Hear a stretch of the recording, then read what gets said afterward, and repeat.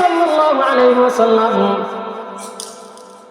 অন্য একটি হাদিসের মধ্যে বলেন, মান বানা লিল্লাহি মাসজিদান বানাল্লাহু লাহু বাইতান ফিল জান্নাহ।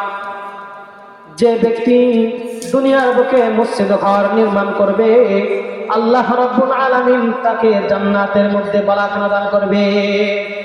নবীজি সাল্লাল্লাহু আলাইহি ওয়াসাল্লাম বলেন, কোন ব্যক্তি যখন মারা যাবে তার সমস্ত আমলের লাইন ঘাট বন্ধ হয়ে যায়, শুধুমাত্র তিনটা জিনিস বাকি থাকে। এই তিনটার মধ্যে একটা হলো যে সদকায়ে জারিয়া।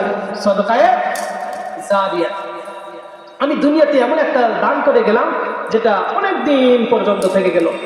মনে করেন কোন এক জায়গায় পানির ব্যবস্থা নাই, মানুষের হাহাকার, টিউবওয়েলের ব্যবস্থা নেই, পানি পান করতে পারে না, আপনি সেখানে টিউবওয়েলের ব্যবস্থা করে দিলেন। আপনি একটা মাদ্রাসা করে দিলেন, যে মাদ্রাসা ওই মাদ্রাসা যতদিন পর্যন্ত থাকবে, ছাত্ররা কোরআনুল কারীম তেলাওয়াত করবে, যতগুলো তেলাওয়াত করবে, যতগুলো হরফ পড়বে, প্রত্যেকটা হরফে হরফে আপনি সওয়াব পেতেই থাকবেন। সুবহানাল্লাহ।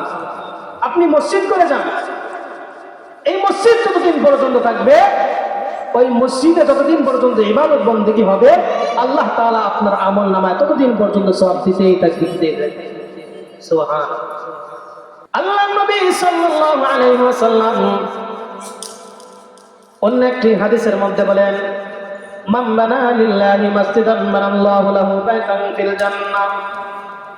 যে ব্যক্তি দুনিয়ার বুকে মসজিদ ঘর নির্মাণ করবে, আল্লাহ রাব্বুল আলামিন তাকে জান্নাতের মধ্যে বালাখানা দান করবে। সুবহানাল্লাহ।